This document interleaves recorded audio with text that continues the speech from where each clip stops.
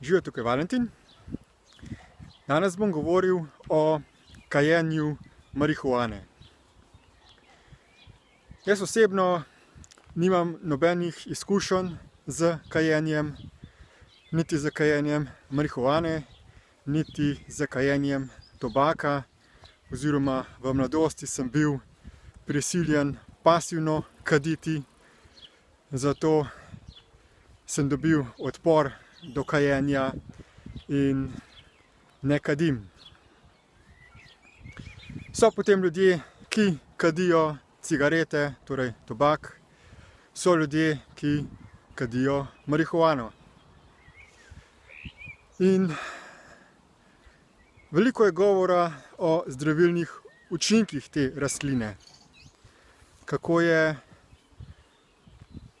dobrodejna za psiho, kako je možno si pozdraviti razne bolezni iz njenih izvlečkov, smol. In seveda to je vse res, da ta rastlina lahko pomaga glede marsičesa. Konoplja je tudi zelo industrijsko uporabna rastlina, ker zelo hitro raste, ima vlakna, iz katerih je možno izdelati različne stvari, tako gradbene materiale kot oblačila in še kaj drugega. Ampak v tem videoposnetku se bom predvsem posvetil učinku kajenja.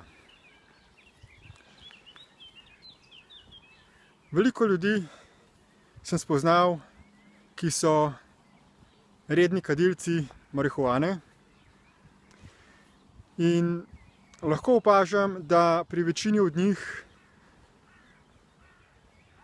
je obnašanje zelo specifično. Govorijo o marsičem, ampak tisto, kar si domišljajo, da vedo, da so sposobni, nekako ne zmorejo prizemljiti. Spet seveda je odvisno, kakšne vrste marihuane se kadi, ali je to naravna, s kakšno vsebnostjo THC-ja je, kakšni so te učinki na in vsak primer seveda je potrebno obravnavati individualno.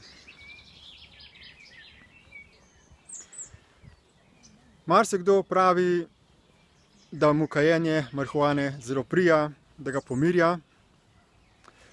Torej, ko ljudje začutijo nek stres, nek notranji nemir, se hitro enega zvijajo in pokadijo in se umirijo.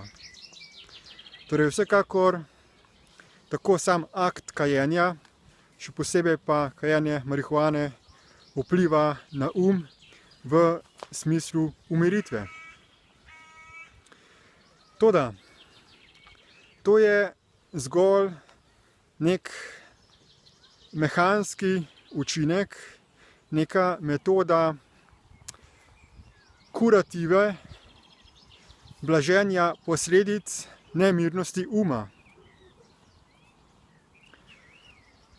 Do živčnosti, do umske nemirnosti vedno pride zaradi tega, ko se v našem umu pojavijo neke konfliktne misli in potem, če o tem razmišljamo, se pojavijo razne čustvene reakcije, ki jih potem zaznavamo kot živčnost, kot stres.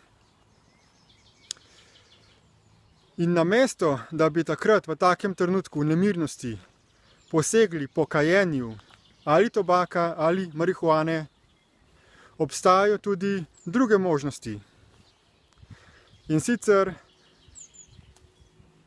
energije čustev lahko razpustimo, jih vrnemo nazaj v njihov izvor, enostavno z pozornostjo na dihanje. Torej, ne rabimo kaditi, zato da bi se pomirili, kajti kajenje je akt specifičnega dihanja, ko vlečemo zrak skozi ozko luknjico, skozi cigaret, in dihanje je tisti akt, tista metoda, ki dejansko v osnovi pripomore k pomiritvi, k vrnitvi energij nazaj v fizično. Namesto da bi v stanju živčnosti torej začeli z kajenjem, lahko enostavno začnemo z dihanjem, z pozornostjo na svoje dihanje. In bo to pripeljalo do enakega učinka. S tem, ko pa posežemo po kajenju, pa postanemo odvisni od tega kajenja. In to nas stane, moramo kupovati ali cigarete ali marihuano. In tudi ta dim vpliva na fizično telo, kajti te prašne delci in druge substance, ki pridejo v naša pljuča, vplivajo na biološko strukturo procesa dihanja. Torej, telo postane fizično odvisno od tega dima, od teh dimnih plinov, ki jih vdihavamo. In posledično je zelo težko se odvaditi tega. Pride do zasvojenosti, do odvisnosti. Potem pa tudi tisti, ki kažejo, da kljub temu, da kadijo, so nekako zmožni nekega zdravorazumskega komuniciranja.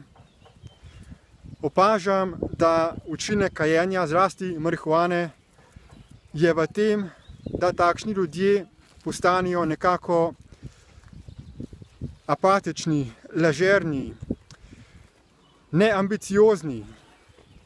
Želijo si nekega enostavnega, mirnega, ležernega življenja. Ne zanima jih, da bi aktivno, bistveno pripomogli k izboljševanju te družbe, da bi začeli povečevati svoje umske sposobnosti, svoje intelektualne sposobnosti, da bi se poglobili v razumevanje delovanja celotnega stvarstva, tega sveta, da bi bili sposobni skupaj sodelovati za neko skupino ljudi pri gradnji nekih trajnostnih, družbenih, sistemskih rešitev. Torej, marihuana po eni strani,